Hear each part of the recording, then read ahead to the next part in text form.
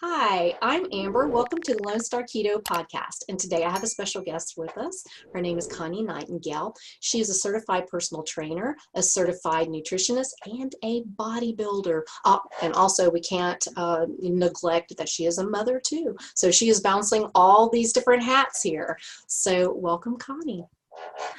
Thank you so much for having me. I'm so happy to be here chatting with you today. That's awesome. Okay, you are known as, okay, let me make sure I said the Fit Farming Food Mom. Yep, that's me. Why did you pick that? Why is that like something you associate with? Well, because my journey really started around food. So that was like a main thing I wanted to make an emphasis on. And we also live on a farm, so I'm super, super busy and everybody knows me for that. And I'm also fit, and I'm also a mom. So I guess when I was looking for a great catchy website name, I was like, the Fit Farming Food Mom. And I don't know, that sprung into my head, and that's the long and the short of it. That's what it ended up being. Well, it works. But you know what's funny is because when I look at you, the last thing I see is the farming part. I know. You have certain, images in your mind, and you do not strike me as a, somebody who would live on a farm. That's hilarious. Yeah, I was raised on a farm. My mom had dairy goats the whole time I was a kid. We had horses, chickens, all sorts of crazy things. And when I was an adult, I couldn't wait to get land myself and have chickens. I do not like goats, so goats are a no-go for us. I was raised around a lot of them, and don't want to have anything to do with them. But ever since I was a little kid, I've been like a chicken lover, which is kind of hilarious. Aw. Because and horses. So we have horses and chickens and ducks here, and I go get my breakfast out of the chicken coop every morning, and it's nice and fresh, and you can't beat that. So Yeah, what's funny is I hear so many people really like chickens, and I didn't really get that because to me, I'm like, chickens, okay. I mean, not that I would, want to have them and eat them or something, but to have them for eggs or something, I thought was cool. But they actually have personality. They actually, like my dad has chickens, and they name them, and they, oh, well, this one does this, and this one does this, and watch it, they'll do that, and they do, and it's hysterical. And they're not the only people who I've heard that from. I have, people I'm friends with that talk about their chickens and their personalities. One even like had her chickens come in the house, a couple of her pet chickens in the house with like these little diaper things. yeah, we don't do the diaper thing. That's a little over the top for me, I think. But we do have chickens that come in the house. My kids drag them in the house all the time. We used to have a house chicken. Her name was the KICKIN chicken. Uh, she got sick a couple times, and the other chickens wouldn't let her come back into their tribe. And so she ended up having a nice little area in my son's room. It was like a little cage with her bed and everything in it. And she would literally, you'd let her out during the day, and then she would literally come to the sliding glass door and wait to be let in at night so that you could pick her up and take her down to her little bed to stay the night. So she hung out. We called her the porch chicken. She hung out by the front porch all the time. And if you pulled up in the car, she would be there at the door as soon as you opened it, waiting for you. And yeah, she was an awesome little chicken. So they do have personalities. They are so funny to watch. They are just an entertaining critter. And so I can't imagine my life without those little buggers because they are definitely entertainment. That's cute. Okay, just before we get into the real topic, I have to know, why don't you like goats? Oh man. Well, there's a lot of PTSD I got from my farming life when I was a child, but goats are, maybe it's because I'm bullheaded and they're bullheaded. That could be part of it, but goats are constantly getting into mischief. So they are on top of your cars. They're hard to fence. They destroy things. I know when I was a kid, they would get in our house all the time, and they'd get into our cupboards, and they would like ravage things. And they're major mischievous animals, and that's too much work for me. I don't want to have goats getting into my stuff or climbing on my hard-earned vehicles or whatever it is. So, or all the work I put into having nice fences in my home and all these things. I don't need them eating my landscaping, my garden. They can just stay away from my house. That's so funny. My dad actually had a goat that whenever you bent over, it would butt you in the butt. Henri. And my daughter had a friend visiting, and the goat came up and got between her legs. And she was like, I don't know, 12, 13, somewhere like that. Got up under her legs, picked her up, and was going to chunk her. It's like stinkers. Yeah. They're cute little babies, adorable babies. But I tell you, we were hiking in Glacier, and I have like this goat, not anxiety, but I know what are capable of. And we're hiking in Glacier, and all of these mountain goats are following us, and they're literally like 2 or 3 feet behind us.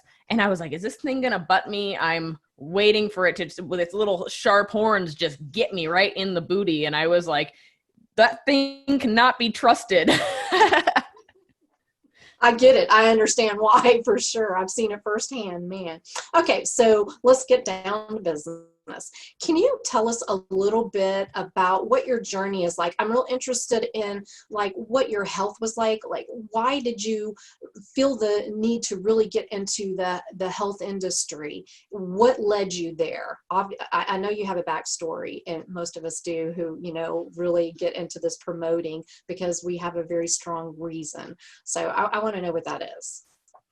Well, my journey has most certainly been an evolution, and it always will continue to be, right? That's how it goes when it comes to nutrition and health, and our stand on things is going to continuously evolve and morph. And so my journey actually started out with my son, who has severe ADHD, trying to modify his diet in order to help him out with his focus and stuff. And we were having so much difficulty, and I didn't want him on all these medications and things. And finally he ended up on them because the healthcare system was like, we're not even going to see him for counseling or anything anymore until he gets on these things. And so I saw this ad in the paper for an ADHD and autism course, and I went to it, and the woman was amazing. And she was like, she invited us to her place, and she was like, we have a food course that we're going to do if you want to join us. And we went, and it was a food course on the GAPS diet, which stands for Gut and Psychology Syndrome. And it talks all about gut health and it being your second brain and it being the link to everything. So I listened to this course and my mouth was like open. I was like, man, a lot of this stuff is me too. Not just my child, but me, like the fatigue, the bloating, the exhaustion all the time. And I used to just chalk it up to being a mom. I was like, well, moms are really, I mean, I'm a busy lady. I keep my plate extremely full. And I was like, oh, it's just because I work too hard. I'm busy. I'm a mom. Moms are supposed to be tired and frazzled, aren't they? Right? You know? And, but I started listening to this and I started noticing like a lot of the things with my mood. I had depression. I don't know if I was clinically depressed. I don't know what it was. I wasn't happy though. I mean, I wasn't like, oh, the world is wonderful. That's not how it was. And so I just kind of chalked it up to being a mom, and this is life and it's hard and you just deal with it. Right. So we changed our diet. I came home, I told my husband, I was like, you know, we're going to do this. Like, this is going to happen. And he was like, are you kidding me? No freaking way. And he's pretty open to just about everything. And he was like, no, this is crazy. And it's going to cost so much money and you're crazy. And I was like, you know what? I'm not sure what this is going to entail, but I think I need it too. And I'm going to do it. So I'm a person that goes all in on things, if you haven't noticed that. And I mean, on my Instagram, it's kind of apparent. If I commit to something and I decide to do it, I do it. And I don't mess around with it. I don't start on Monday. It's something that I get passionate about. And then I start diving into it and I want to learn every little detail about it. So that's what I started doing, reading, researching, filling my brain with so much knowledge that I never knew, that absolutely blew me away. And that was my beginning of my journey as far as being a complete nutrition nut. So anyway, needless to say, within 2 weeks of going on the GAPS diet, which is extremely clean food, bone broths, clean meats, vegetables, very clean. I mean, nothing has an ingredient label. It's all made from scratch. So very clean diet. Within 2 weeks, my son, we started to notice a huge difference with him. But not only him, but myself and my husband too. He was like, man, my joints don't hurt anymore. Wow. And we were all like, my back doesn't hurt anymore. And I was like, man, I can think, like my brain works all of a sudden. And it just continuously evolved to where we got better and better and stronger and healthier, less bloating. I mean, I've always been a pretty active person. And at the time I was overweight. I was about 180 pounds. I felt overweight. I felt uncomfortable in my own skin. I felt bloated. I couldn't pull my tummy in. I would try to suck it in and I couldn't. It was just like so bloated. And within 6 months, I had abs. I had lost 50 pounds. I felt like $1,000,000. People were like noticing everywhere. They're like, what are you doing? What are you doing? And we're like, well, we just eat clean food. We don't count our calories. We don't do anything. We just eat and eat healthy, you know? So anyways, that was kind of the process of the journey. But I remember at one point, and I'm sorry, I'm getting on a train here, but at one point I looked into the mirror and I had lost all of this weight, but I was like so skinny. Like it got to the point where people were starting to ask me if I was okay, because even though we were active, it's not like I was in the gym. I wasn't training any way. And I noticed I could like see my ribs in my chest. And I was like, I remember looking at my legs and they were cellulite and skinny. I mean, you can be skinny and have lots of cellulite too. Yep. And I remember like looking in the mirror and being like, the only person that's going to change this is me. Like if I want to have muscle tone and I want to change the way I look, it's not going to be some shake. It's not going to be some 90-day obsession. It's not going to be any of these fads. It's going to be me doing the work and working hard. And at that point, I had already done a lot of reading and research. I had already strength trained in the past. I was doing some powerlifting back in high school. I knew that muscle was going to be the key to this and that I was going to have to work hard to do it. Now, the problem was I was like, okay, well, how do I do this with my schedule? I've got little kids. I'm to work by 7 a.m. every morning. How do I make this work? Because I can't go to the gym. And I originally had in my mind, I mean, I had wanted to get into the gym, but in my mind, I was like, you can't do that. You have to go to the gym in order to get in shape. You can't just do anything at home, you know? And I was like, I need to stop that mentality and do what I can. So I made a resolution to myself to wake up at 4 a.m. every single day. And I started with just silly things like, I shouldn't say silly because it changed my life, but 3 sets of squats, 3 sets of push-ups, 3 sets of sit-ups. And I did that for quite some time. It became easy. There became more sets. There became more things. Pretty soon I'm including kettlebells into my workout so that I can squat with weight, lunges. I basically started doing whatever I could at home with a couple of 20-pound dumbbells and a kettlebell, a 20-pound kettlebell. And I mean, I probably drove my husband crazy because I was like, I got to feel my quad. I have a leg muscle. Like it's hard, you know? And I was like, no, feel it. And he's like, I felt it like yesterday, honey, just stop. Like, and anyway, so it just kind of continuously evolved. And then pretty soon I'm like, okay, I need more stuff to do. I like this. And I like what I'm seeing. I have a bicep in the mirror. Like this is really cool. And I empty out my whole office and I bought a bench press and a leg extension and a bunch of weights and barbells and stuff on Craigslist. And my husband and my brother made so much fun of me. They were like, enjoy the new coat rack. That's the first thing that happens when people get exercise equipment, you know. Yep. But I didn't. I continued on with my journey.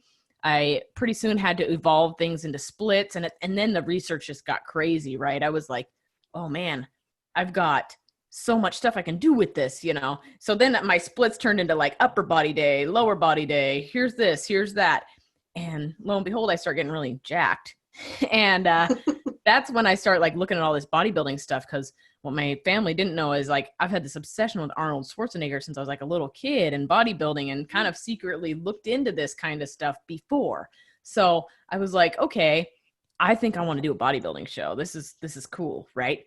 And so I started looking all it up and then I need a coach and I need this stuff. And so then I had to bring it to my husband's attention that was really what I wanted to do. And pretty much the rest is history. So, wow. And my original bodybuilding coach, she was like, Connie, you're so good at form and you're so into this. I think you should be a personal trainer. And I was like, no, that's not for me. I don't want to be a personal trainer. And she's like, no, I really think you should. And I said, no, I like nutrition. I want to become a nutritionist, no personal trainer. Well, pretty soon I was like, well, I'll just learn it for my own because people are asking me questions. At least I can answer them properly or have the knowledge to back it up. Well, I ended up becoming a personal trainer, didn't do a lot with it. And then people are like, well, will you train me? And then I wanted to help them. And my helping soul was like, okay, I'll help you out. And I started helping all these people. And I'm like, this is really fun. I really love helping people make sustainable changes. So, I ended up doing nutrition and personal training. That's that in a nutshell because I'm super interested in it. I didn't become a certified nutritionist until February of this year. So I'm a pretty new to nutrition as far as my certification goes. However, I have been immersed in it. Every podcast, every article, everything that you can think of. And we have a lot on the internet. Some of it's right, some of it's wrong. But I have been immersed in it for the last 5 years now. So, and we're continuously learning, right? There's so many things out there. So I don't think a piece of paper is what makes you good at what you do. I think that constantly being immersed in the field, experimenting on yourself, seeing changes in your clients, all of these things are going to contribute to your knowledge base for your future education. So that's about where I'm at. I could not agree more. Yeah, I could not agree more. So I have a question about your bodybuilding. Okay, when you went to your husband and you're like, I really like this. What do you think about me getting into, building more in competitions and stuff like that? Because let's face it, a lot of men, they don't consider that to be feminine. So what was his reaction initially? Well, he's very supportive of my goals and things. His only reaction was the financial part of it because it can be pretty straining. It's a very expensive sport. We have horses, like I said, horses have always been known to be that expensive thing that people that have money have, which I don't have money. So don't get confused there.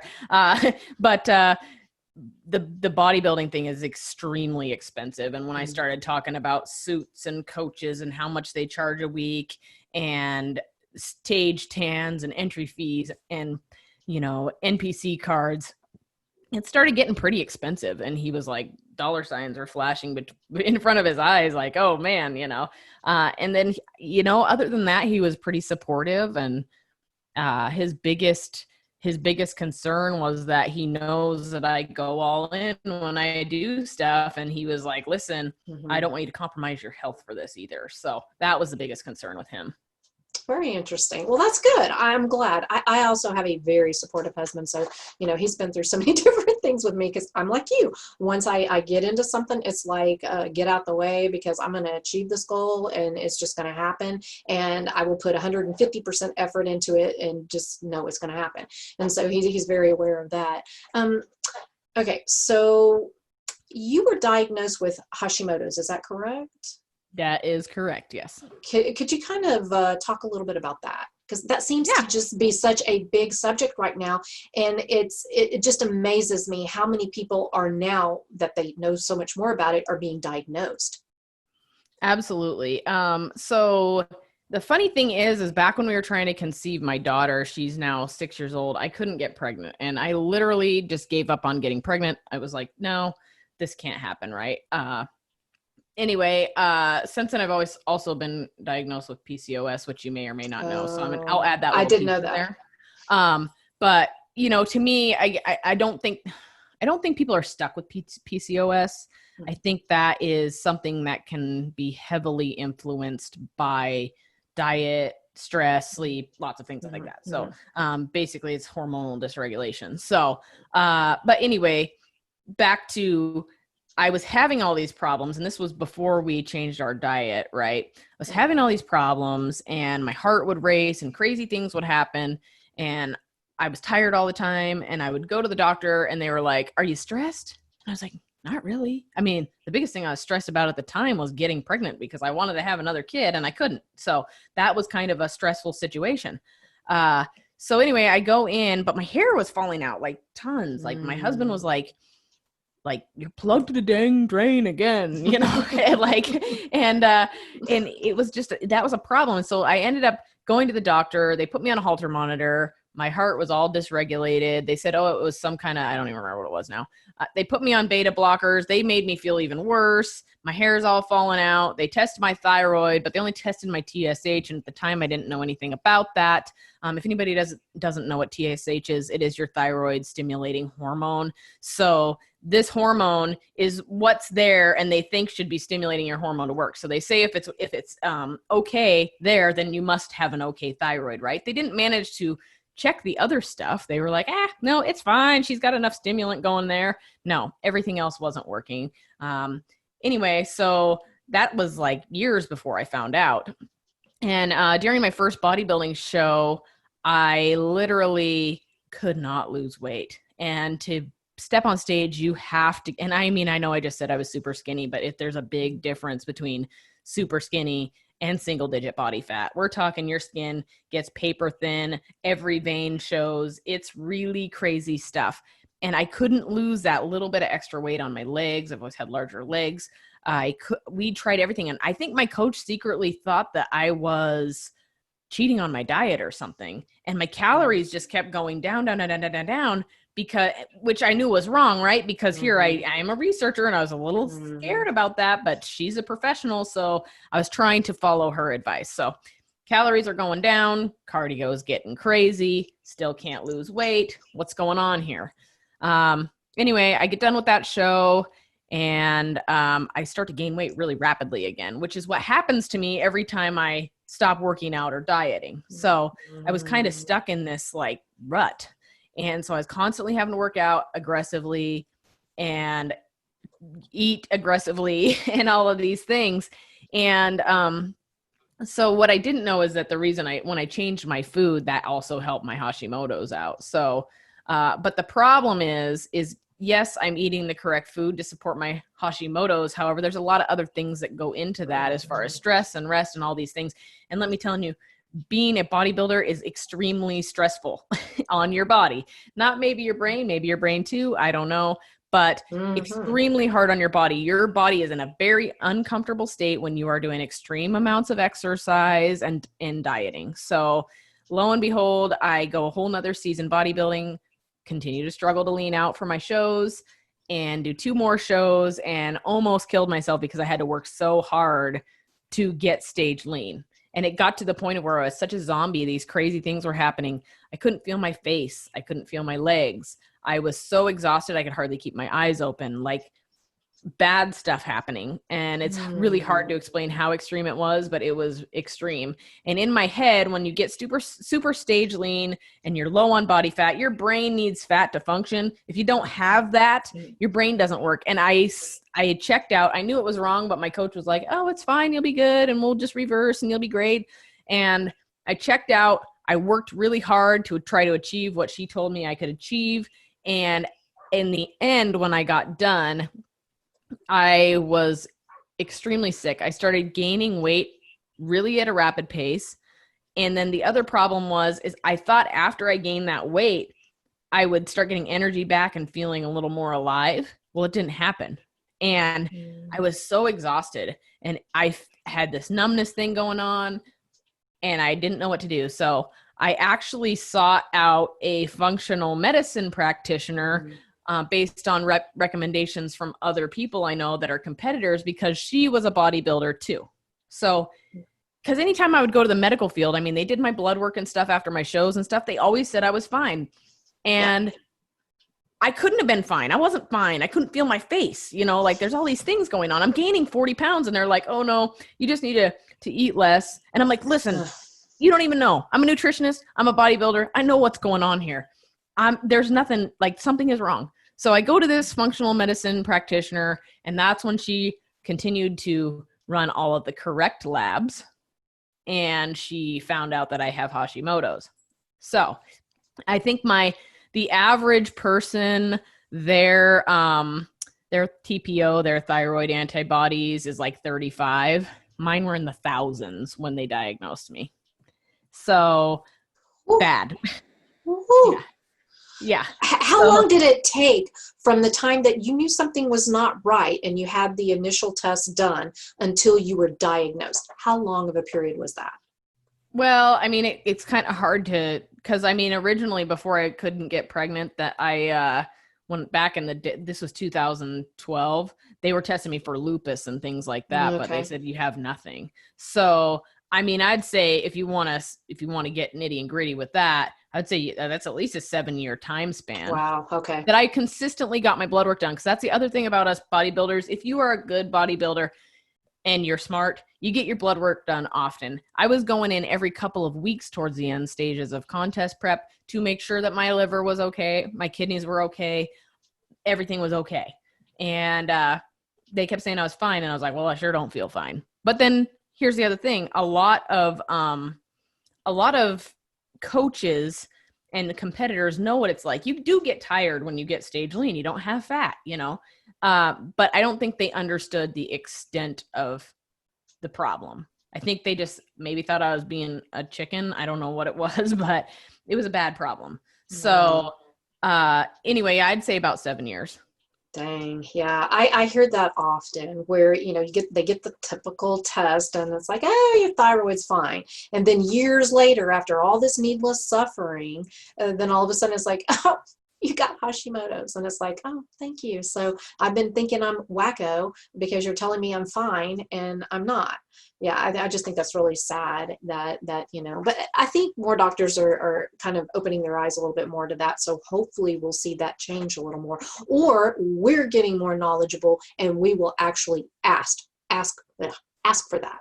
So, that specific test where you can know, not just the basic stuff. Right. And here's the other thing that you brought up is you feel like it's becoming a more and more common diagnosis. I think you are absolutely correct. It is becoming a more common diagnosis, just like other things like autism and Alzheimer's and cancer, and all these things are growing. And for some reason, people don't see what the common denominator is, and it's lifestyle. And I'm not going to say diet or nutrition necessarily, because it is also lifestyle, because my diet and nutrition was dialed in. And guess what?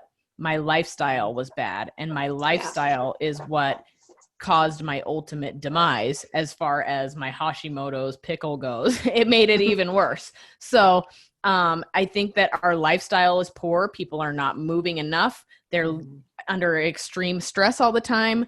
They're not sleeping. They're eating poorly. And we have this whole combination of all of this crap coming together and causing all sorts of illness in our society. And something has got to give there. I totally agree. And, the more people I talk to, the more this seems to be extremely common. Okay, I have a question for you. In your training experience, have you ever come across anybody who has a condition called anorexia athletica? I have. I think in this sport, it's a really common thing where people aren't just not eating; they're over exercising. They think that. I mean, they can be stick skinny, myself included, and I did not have an eating disorder, or I could have potentially. But you are stick skinny, but you still have this dysmorphic view on how you look, right? And it is prevalent in the fitness industry. You will have these fitness people posting pictures of themselves, and they're like, I'm so happy with myself, and here's this and here's that. And they, on the inside, are the most crushed, dysfunctional people out there, many fitness people. But everybody wants to worship them or idolize them for some reason on how their body is. And it's one piece of the fitness industry that really bothers me. They think that you have to have a shredded six pack and stuff in order to be successful, which is totally wrong. And there's so many people out there that are trying to do these things, and they end up with a severe eating disorder. Yeah. And the reason why I asked that is because that is something I dealt with. I've had pretty much every disorder you can imagine. And that is one of the ones. And I didn't realize I had this disorder till years later, when I was one of those gym rat kind of people where I was in the gym 6 days a week, 2 to 5 hours every day for the 6 days. I would do free weights, the machines, like lots of cardio. And when I was at home, I was always jumping up and down on this little stair thing every commercial. I was running up and down the hallway. Ridiculous, absolutely ridiculous. It was like I was afraid to even sit still for a second. So I know I had that disorder for sure. But the issue I had was like, I had to continue doing that. I had to keep doing more exercise, dropping my calories, more exercise, dropping my calories, or I would gain. I mean, seriously. And so that I finally got to a point where I just dropped and I was like, I cannot keep doing this the rest of my life. I can't, I just can't, I'm done. I can't. And so what advice would you give somebody who has gone through that and feels fear of getting back into something because they know that they have that tendency to go to the extreme because of the disorder? Because you do need to do something. And like me, I'll be honest with you, I've got the diet thing dialed in, but my, activity part sucks, completely sucks. And a lot of it is the fear in my mind because I don't want to go back there. I don't want to be that person again. And so I'm scared and I don't know, walking, I did that. That's all fine. That doesn't bother me. I can do that without, that me in the back of my head. What can you tell somebody like that? Absolutely. So the thing about this is that the fitness industry has put it out there for all of these people struggling to change their body composition, that more is better. And if you want to look a certain way or feel a certain way or do whatever, you've got to do more cardio, more lifting, more dietary restriction. And so we are almost programmed on a daily basis, like looking at social media, looking at the internet, to do more and more and more. And our bodies are not meant to do that. Our bodies are meant to totally just do things in a certain way. And like our metabolism, like you were saying, and I have struggled from the same exact thing, is when you do more and more and more and more, when you back it off, your body's like, oh, thank God, I got to store some stuff real quick because I'm going to be in deep trouble. This lady's going to start hammering on me again. It's a big problem, right? Yeah. So to somebody like you or any others that may have struggled with that, this is what I have to say. Cardio, I mean, if it's a great outlet for you, then maybe set your limits ahead of time. Know what your parameters are. I think that's a really great place to start. So make your schedule and say, this is what I'm going to do. I'm not going to do over this because I'm an overdoer myself. I completely understand. I'll say I'm going to ride 30 miles on my bicycle and I ride 60.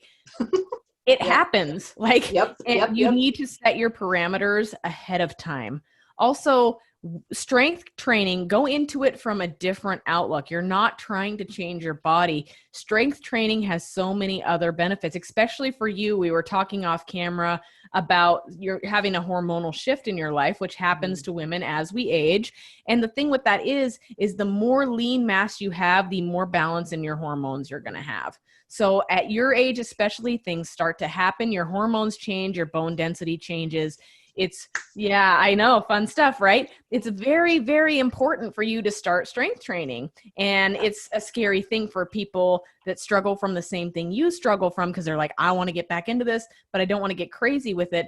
But think of it as a different thing. We're not thinking about body composition here. We're thinking about bone density. We're thinking about lean mass. We're thinking about supporting our hormones so that we don't have to take osteoporosis medications. So we don't have to have problems down the line.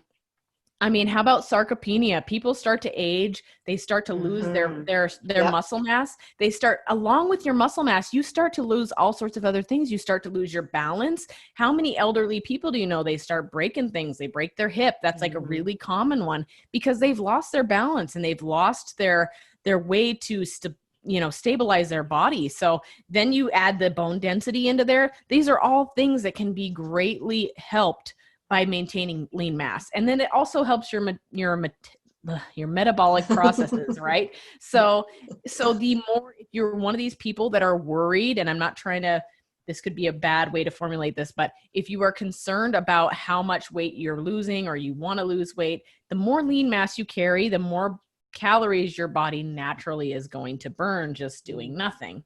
Whereas cardio can be stressful to your body. For me, and I know I'm saying this with a caveat here because I'll catch up on that in just a moment.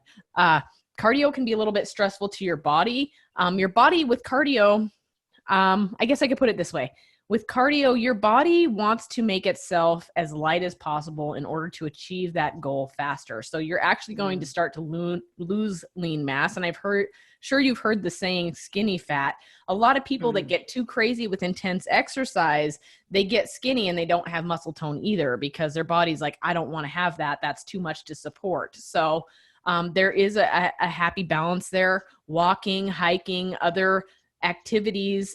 That's great for nature bathing, being outside, getting sun, vitamin D. These are all wonderful ways to get out and be active, but definitely lifting weights is an extremely important thing for people, especially women, because our hormones shift as we age.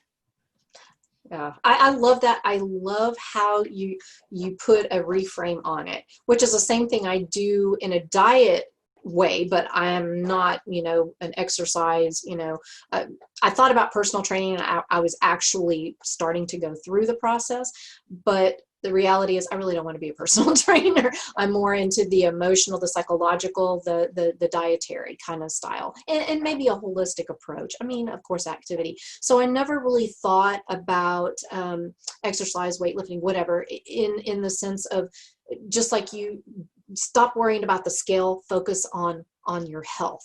Think about all the good that your body is doing so your body can work for you. Same thing. Reframe it. You're doing it for your bones. Don't worry about the outside, because I think that is where the issue comes in, is that whole body self-image kind of thing. So right. Yeah. And to go on to add to that caveat that I put in there, I myself, people might hop on my Instagram and be like, well, holy cow, you ride a couple 100 miles a week on your bicycle. That's a ton of cardio. What's wrong with you? Well, with myself, this is where I add the caveat. We are all unique and individual, right? Some of our bodies function much differently than others. And so for me, I know after my last show, which was a year and a half ago, my health took a major decline. We already kind of talked about that. I tried everything to get it back. And I'm telling you, I didn't want to stop lifting because I was gaining so much weight, but I wanted to be nice to my body. So I backed my lifting off a lot, the intensity. I just tried to go in and do shorter amounts of lifting. I was I totally dropped cardio. I was trying to make things less stressful on my body so it could relax and kind of reset. And, all the books and all the research papers out there say that lifting is metabolically healthy. It's great for you. It's going to help your lean mass. It's going to help your hormones, all these things. I just told you the same thing here on the podcast. But the thing is, my body, I think, got completely overwhelmed with how much I was doing it. And so it was like, I am done. And I tell you, I'm into biofeedback. I watch my heart rate variability and my recovery and all these things. And I would do a leg day and I wouldn't recover for 5 days. My muscles would be completely impaired and I would feel horrible, extreme fatigue, all these things. And then I end up having reconstructive hip surgery in this February here. And the only thing they would let me do is ride my bicycle. And I had to completely stop lifting, which was scary. And I was like, whatever, I'm going to gain weight. It is what it is. And I was like, this is going to be good. It's going to give my body a break. Well, after it was about 16 weeks before I could start lifting again. When I started again, they told me I could ride the bicycle and do only certain movements. And as soon as I started lifting again, my body started retaliating at an extreme rate. And I kept saying, that can't be. I don't know what it is. And so I started just doing a little bit of cardio because I really wanted to drop some weight.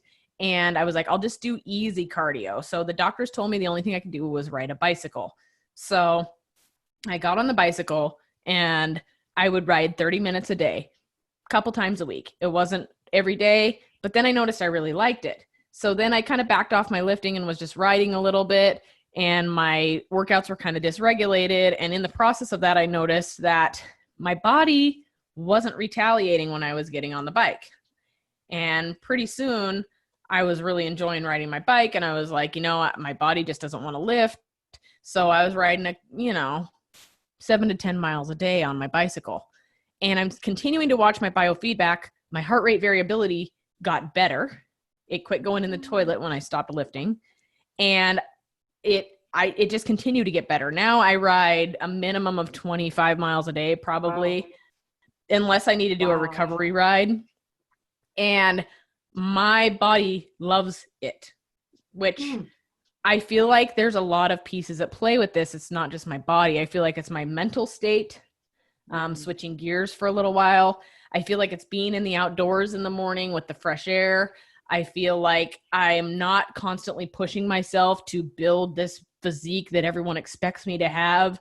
I think that it was a lot of stress off of my system instead of actually stressing my system. And my body really loves to do it. So now I do a ton of cardio. And I don't know that everybody would agree with that, but I also have a friend that has the same thing going on. So some people's bodies maybe are a little more predisposed to doing things like that.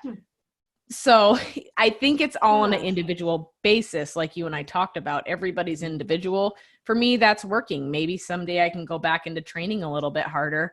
But for now, my body likes it. So that's what I'm doing.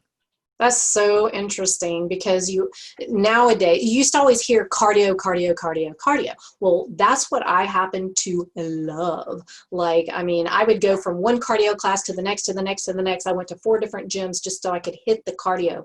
I love to dance. I love to move. You know, that was my thing. The higher, the better, you know, which maybe not necessarily so great on your joints and stuff, but whatever. But lifting, I did because it's good for you.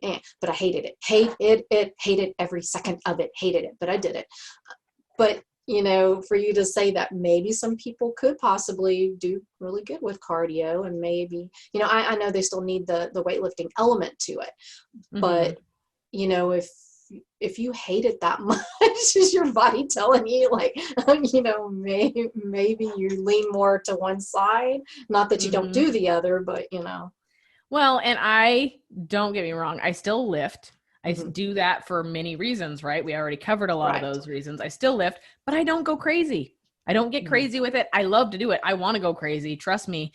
I am one of these people that thrives when I am mentally pushing the crap out of myself. I feel like that's my way to have my world adjusted. So if things are really hard and I'm like, if I'm in my head going, oh my gosh, this sucks, this is terrible.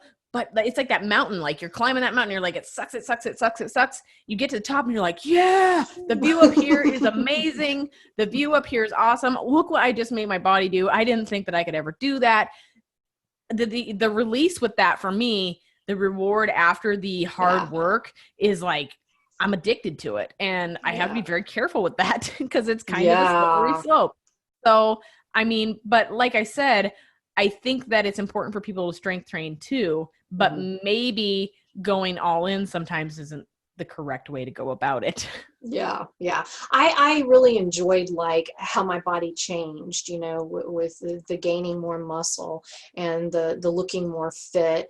And you're right. It does feel good to accomplish something. As much as I absolutely hated it, it's still, you know, afterward I'd be like, hey, that looks kind of good, you know, or hey, I feel good, or hey, I can lift this or do this or whatever that I couldn't do before. So, you know, it does make a difference for sure. And it's a lot mindset too, you know, and at that time I was able to, even though I disliked it, I was still, you know, I would try to make it fun. And I usually worked out with a friend, which made it a lot of fun too, because we would just laugh at each other, you know. We would do silly stuff and we were like, oh my god, so it made it fun, so it was all good. But you know, now I'm just like, yeah, but I know I need to strength train. Well, and then here's another thing with this. A lot of people, as they age, they get afraid of the gym and they think that, oh, you know, people that are older, they don't go there and things. There are a lot of other training modalities out there that are healthy. I mean, I know a lot of people, there's more and more research out there that is supporting blood flow restriction training, which with blood flow restriction training, it's easy. You can even do a body weight exercise at home. And basically what it is it's a band that goes around a certain area in the muscle group, like legs, it would be like upper quads or below your shoulder.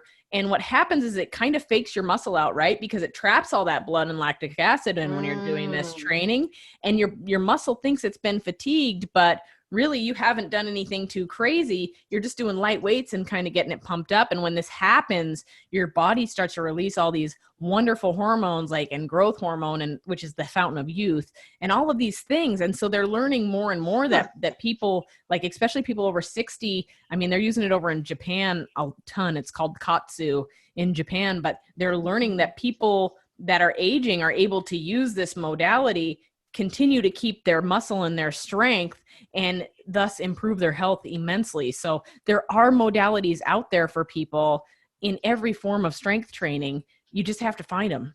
That's fascinating. I've never heard of that.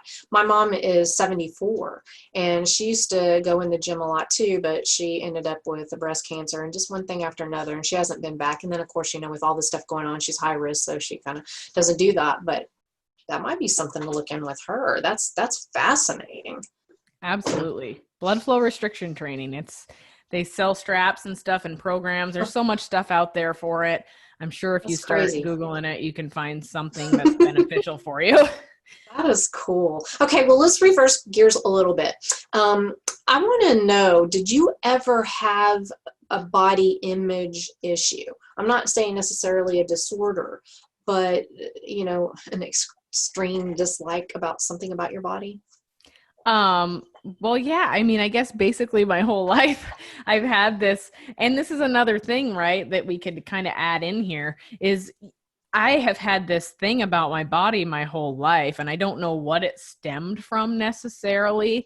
I think naturally, honestly, as females, we all get this certain image given to us from a very young age. Like, even you think about it, shampoo bottles and products, they're all like fine and beautiful and this and that.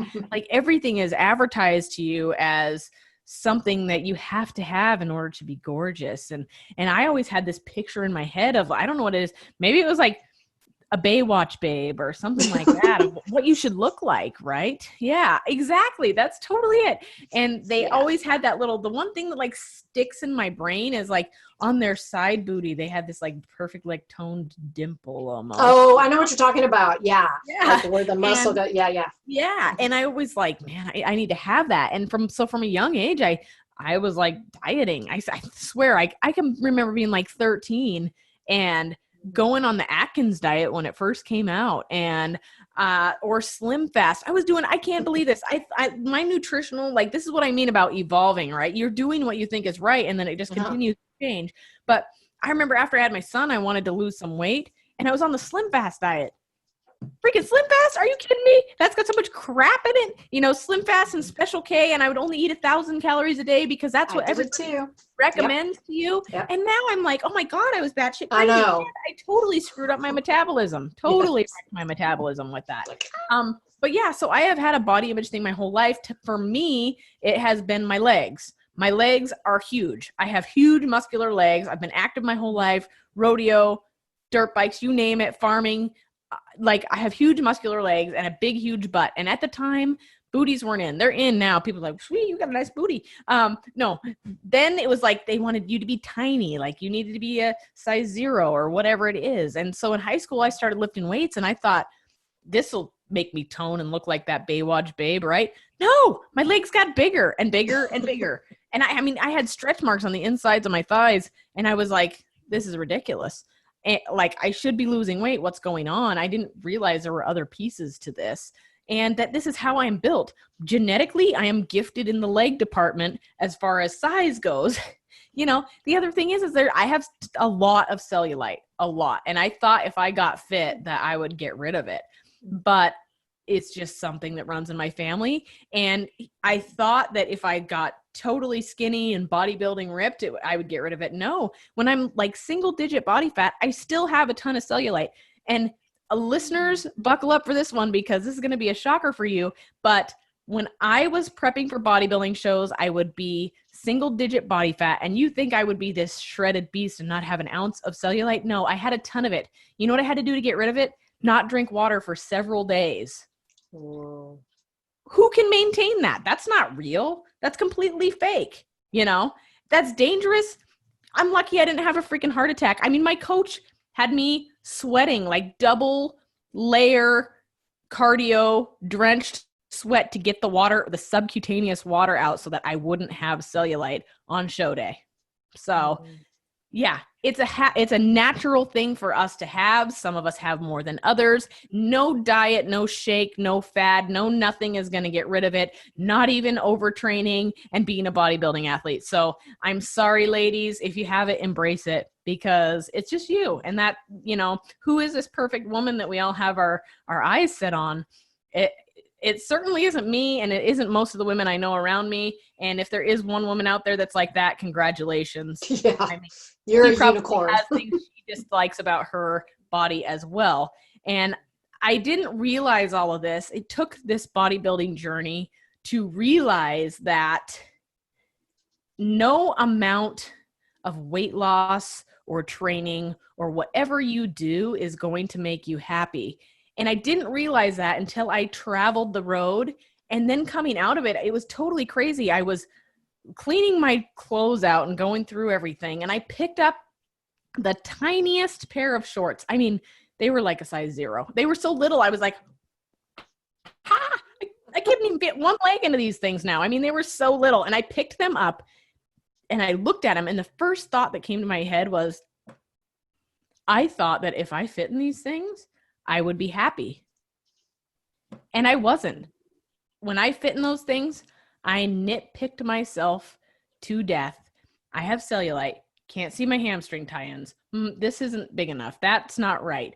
I would sit there and trash on all of that.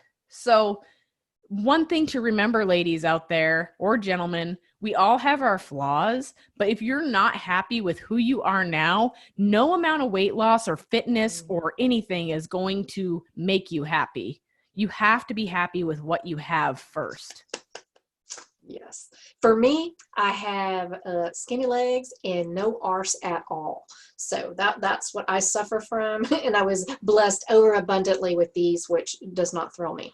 But, it's like, okay, could you balance me out just a little bit? Because I could have a little bit of hips or something, or maybe a really skinny waist. But no, I'm built, like this.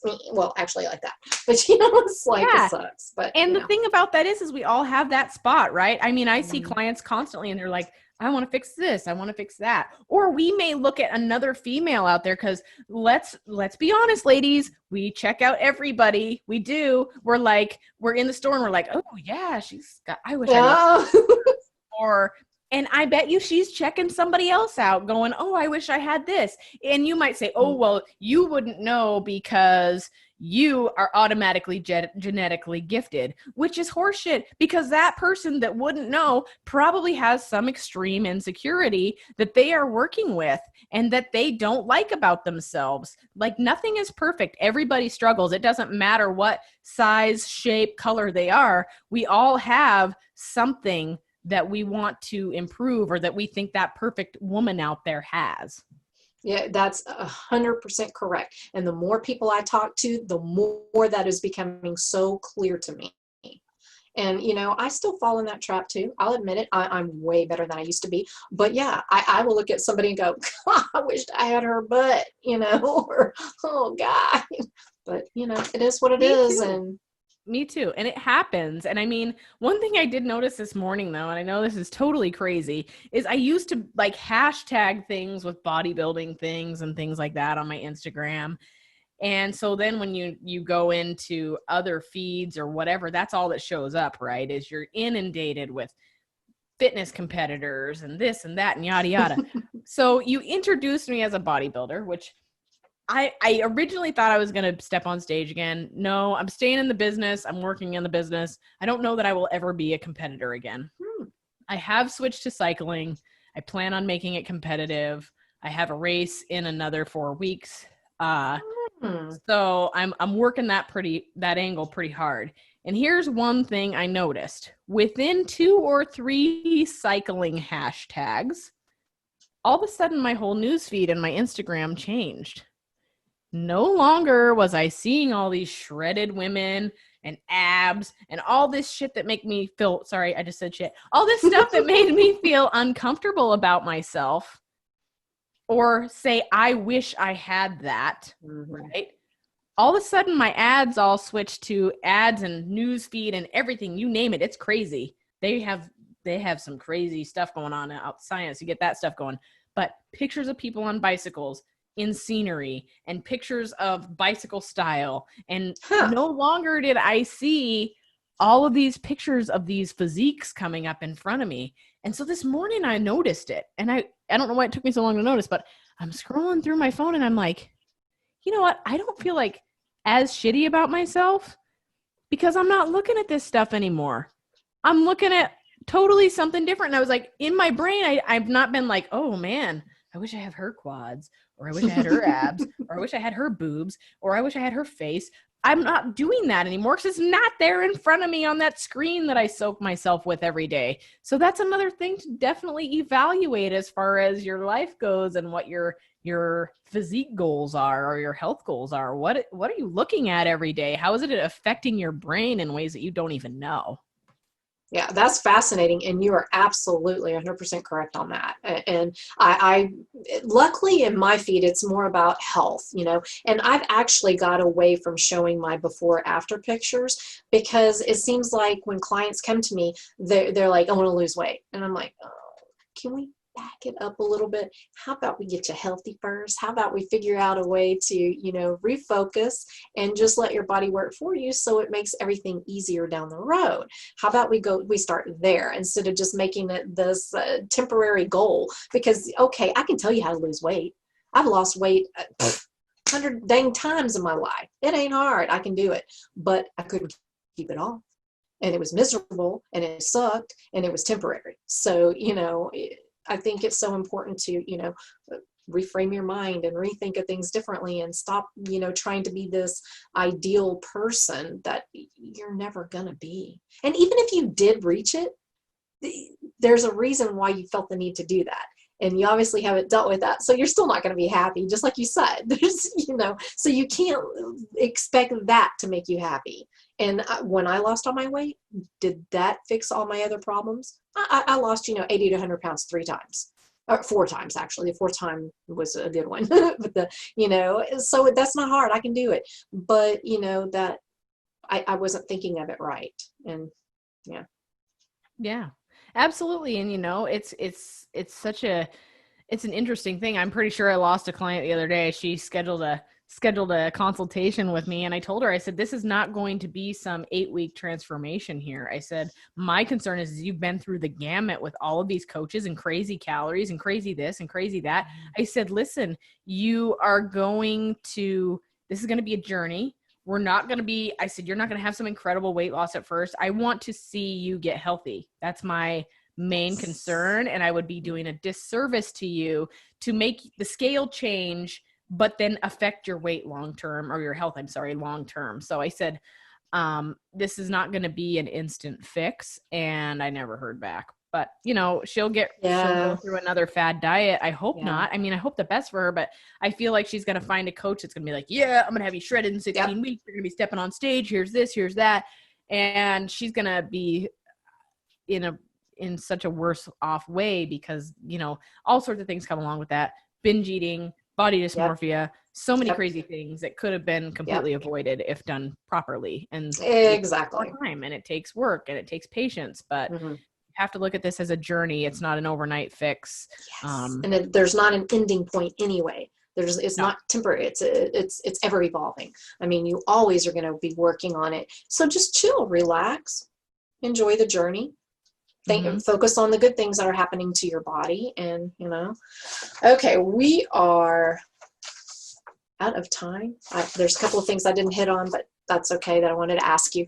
But if you could give some advice to, okay, say to a woman that would help them in their journey to better health, I guess you'd say, what would that be? I would say stop focusing on the number on the scale and start focusing on how you feel. And give yourself grace. You don't have to go in there and throw down some crazy ass workout every day. Or, I mean, there's so many things I see. Like I said, too much dieting, too much training. Give yourself some grace and realize that we all start at a very small place. And that small place is what makes all the difference. And I know this might sound crazy, but I can't tell you how many times I've wanted to go back to that place where I was doing 3 sets of squats a day, 3 sets of push-ups, because in that place I was healthy. My body was happy. It was changing. It was thriving. And I had to push it beyond that limit in order to learn that that's really unhealthy, unfortunately. But I wish so many times I could go back to that spot where I was doing things basic and I was seeing major results from it. So, I mean, throw away the scale, start going by how you feel. It's not all about how you look. I know we want to look a certain way. A lot of it is on the progress that you make. Take progress photos if you have to. It's the progress that you make. It's this changes in your strength, the ability to have cognitive function when helping your family because you no longer feel like a bloated, fatigued mess. I mean, it's all about how you feel and your health, because that is more important than anything. That's awesome. Awesome advice. I love that. That's probably going to be the clip. No problem. I love it. I mean, seriously, it's so, and I hate to be this evangelist about these kind of things, but because people are like, oh yeah, easy for you to say, look how you look. But I mean, I have uncomfortable moments too. And there's days where, I mean, I step on the scale and I'm like, oh my gosh, I haven't lost any weight. And it happens, and it's easy to use that as a tool because we've been programmed that is the end of things and the do all and the end all of your success. And it's completely wrong. It's totally wrong. How do you feel? Like, can you help your family? Are you going to stay healthy for a long time and have longevity and be able to run and play with your kids and take care of people and bend over and tie your shoes when you're older? These are all really important things that we need to consider. Absolutely. I could not agree more. It only took me 40 years to figure that out. But hey, better late than never, right? And that's why I do what I do. That's why you're doing what you do. So people don't have to go through it for so long. And they, you know, learn from our mistakes. So definitely. Thank you so much for coming on this show, Connie. And subscribe and follow Connie. I will have all her information below. It's been a very informative and fun time. And awesome. I really appreciate it. Thank you so much. Thank you so much. Bye.